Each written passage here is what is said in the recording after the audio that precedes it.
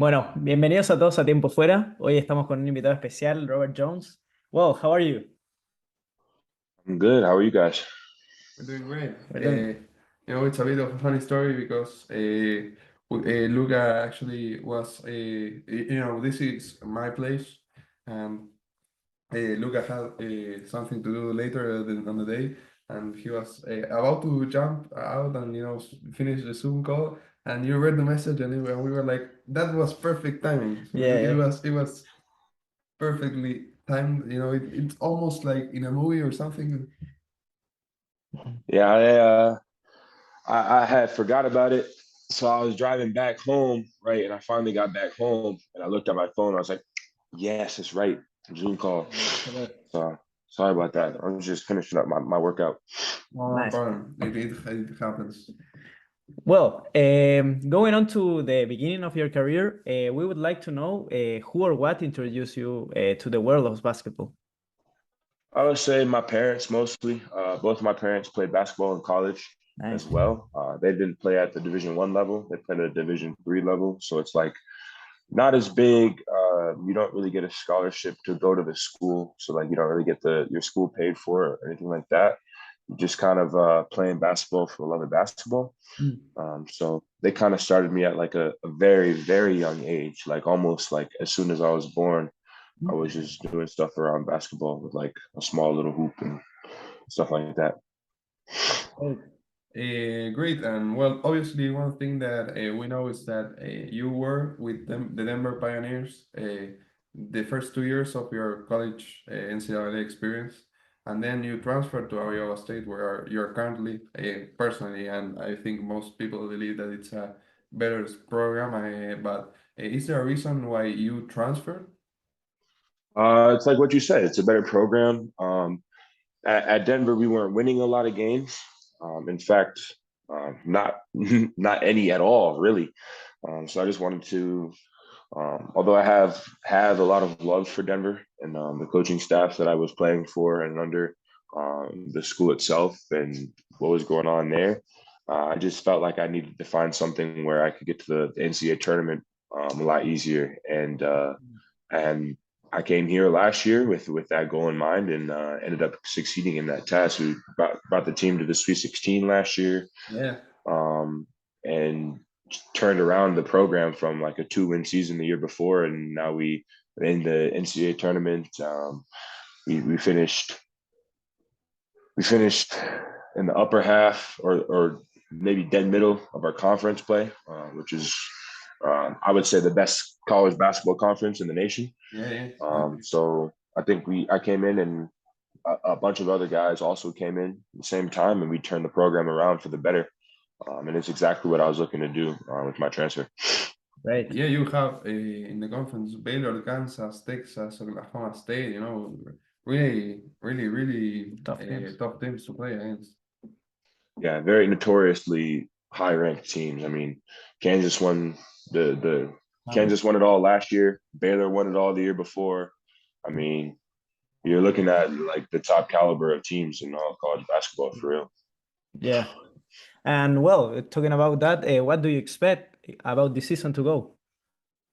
I think the season's going to go really well this year. I mean, we have a lot of key components coming back this year with our starting four of our starting guys returning. Um, and what we did is we basically just went out and find pieces that add to what we were looking to do from last year. We found a lot of guys who really like provide defensive rebounding numbers and are very unselfish players. So that being said, now we're looking at a team that's very together, very connected, plays well with one another and for each other. So I feel like the ball movement on offense is just gonna just proceed itself in that sense that people are very willing to get rid of the ball and find the best shot for our teammates. Right. And I feel like a team like that who plays defense and sticks together can go really far and do a lot of things really well. Yeah, yeah, absolutely. Well, personally, I believe that defense. There are people that say offense is the best defense, and people that say defense is the best offense. I believe that defense is the best offense. No, I think 100%. the Defense wins offense. championships. everything starts with defense, I believe. Exactly. Well, and Absolutely. you obviously have your mind on this season, and it's a long season to go. We have until I believe like June or May around there, till Yeah, the right around the middle of April. Yeah.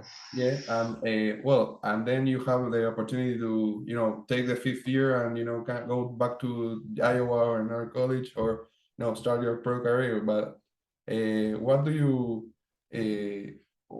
you think you're most probable to do?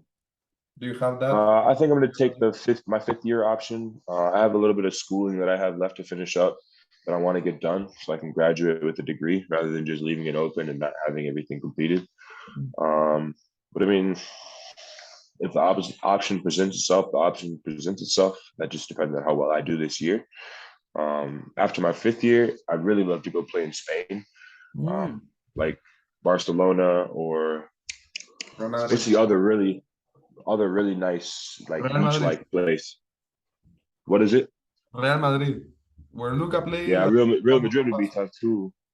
Yeah, one of those places would be super fun in my opinion. Like getting out of America and experiencing something different.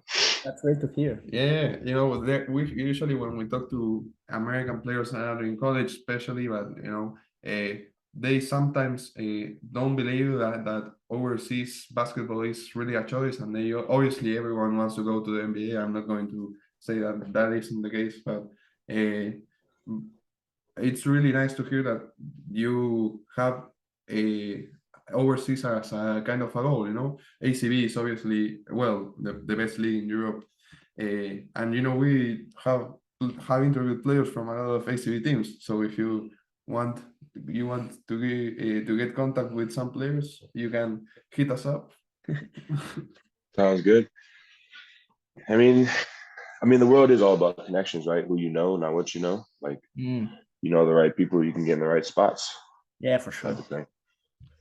So, Well, also another question that we ask to all the players is if there is a reason why they wear their number.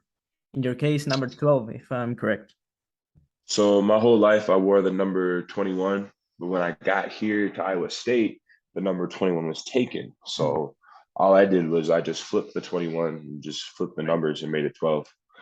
So yeah, now I'm 12. And the But 21 I've got always a reason? I've Or always been 21. My great grandpa wore the number 21 when he was playing, all great. the way back, like way back, like almost, I don't know, forever ago.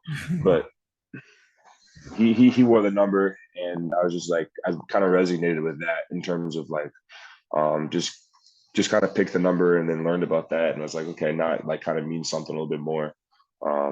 But you kind of got to take it where you land. I wanted to come here, and so bad so that I changed my number around. Well, and obviously you have your whole career to go, but one thing that we wanted to know is if you had one thing that when you retire and go back and see what you have done, if there is one thing that you want to accomplish basketball-wise. Um, Not necessarily. I mean, I like to keep my accomplishments achievable, like things I can do.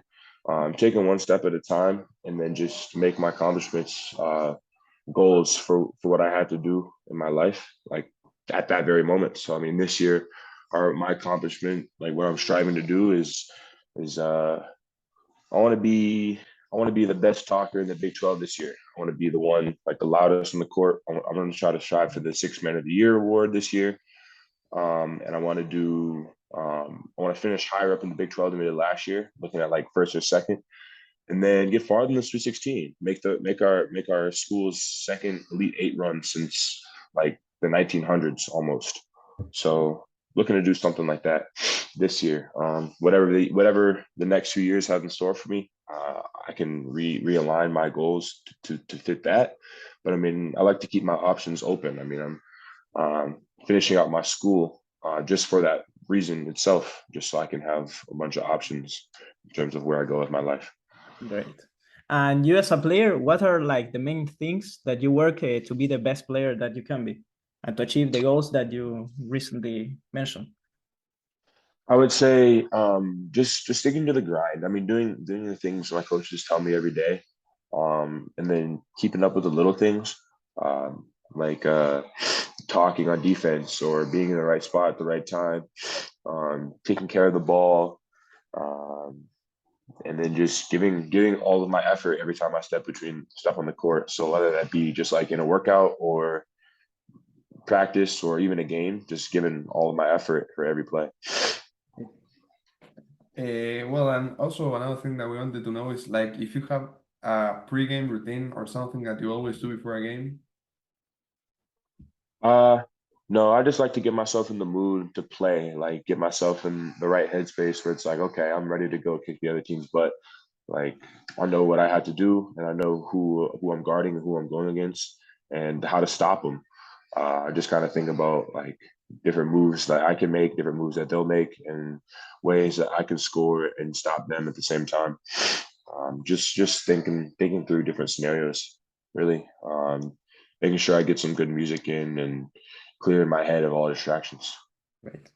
Absolutely. Well, and now that was basically the first section. We have another two, but they are much, much shorter. The second one is one in which the previous player we interviewed, in this case, is Will Miles, that played in the FSU 4 years. Can you hear us? Can you hear us? Yeah. In this case, it was Will Miles that played in FSU 4 years. He left a question for you that is, what is the funniest thing that happened while you were playing? Ooh.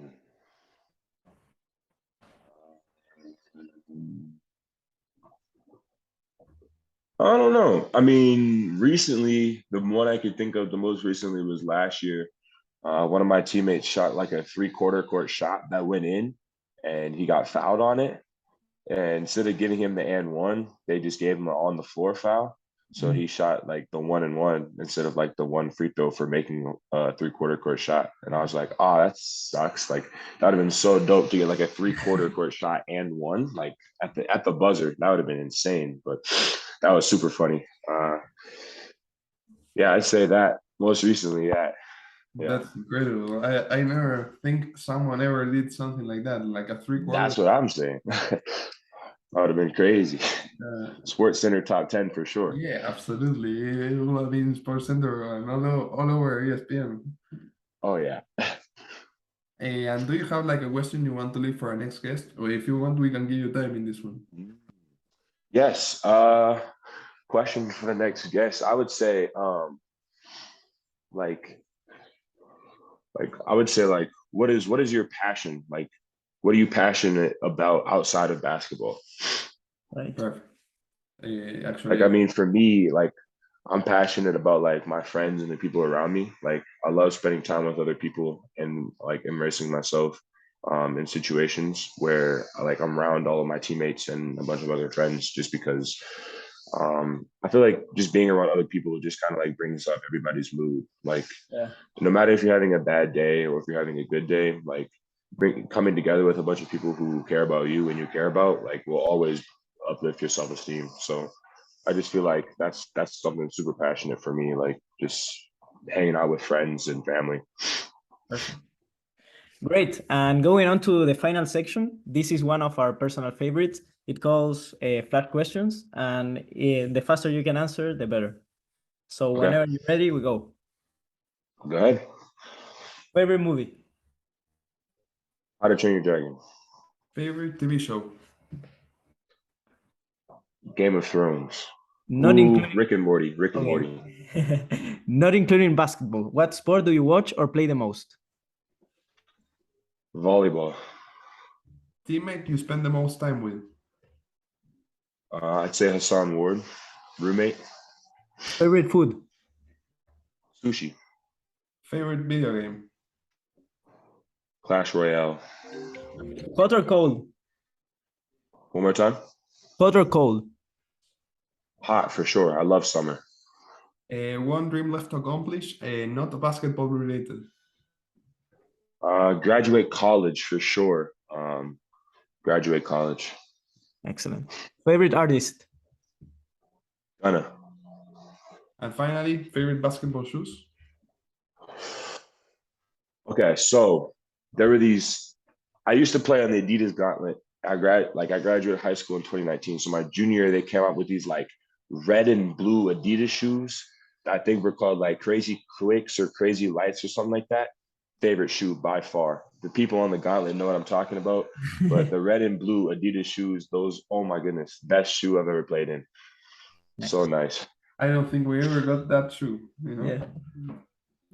Yeah, I don't know exactly what they're called, but I know exactly what they look like, and I know exactly like what they like. If I saw them on somebody's feet, I'd be like, oh yeah, those are the shoes, and those are the best shoes ever. Nice. Well, Robert, and finally, before we end it, I wanted to know why it was a bit funny because we messaged you and we said that this podcast was dedicated to the Hispanic community, and you said, I'm not Hispanic though, and I was like, no, don't, I'm not trying to offend you. This is dedicated, but you don't have to be. And you said that you knew Spanish. Why is it that? I took 5 years of Spanish in high school Mm. and eventually became pretty fluent at it to the point where like if I would like speak it to like I'd go to like a Mexican restaurant or a taqueria or like a Mexican bakery and I would speak in Spanish and order in Spanish. And then the women who would take the order would always be like, are you from like Puerto Rico or Honduras? Or I'm just like, no, I'm from America. And they're like, okay, so like, are you part Puerto Rican? I'm like, no, I'm black and white. Like I have no Hispanic in me. Like I don't know where you're getting that from. So I've always just, I don't know, they've always maybe thought I looked a little Spanish, and then me speaking Spanish definitely doesn't help. Like I get it all the time. They're like, "Oh, are you Hispanic?" And I'm like, "No, my parents are on my Instagram." Like it's a little weird, but it doesn't help that I learned Spanish. To me, what helped me learn the fastest was like writing papers, which sounds terrible, but like Yeah. when you really like think about it, like writing in English or writing in another language helps you think about like what you want to say, and then like seeing it written down really helps. So. And if you end up in the ACB, it is very useful. That's what I'm thinking too. Go to Spain, use my Spanish for once. Actually, I can actually say I'm Hispanic over there. I'll be like, yeah, I'm Hispanic for sure, from Puerto Rico. Great. Well, Robert, that's basically it. Thanks all for coming, taking the time to be here, and No, thank you guys for having me on here. we wish you the best this season. We follow in the Iowa State Cyclones this year because of you, and we'll see if you win that sixth man award. Thank you, sir. You guys are great people. Thank you very much, Robert. Thank you guys. Have a good one.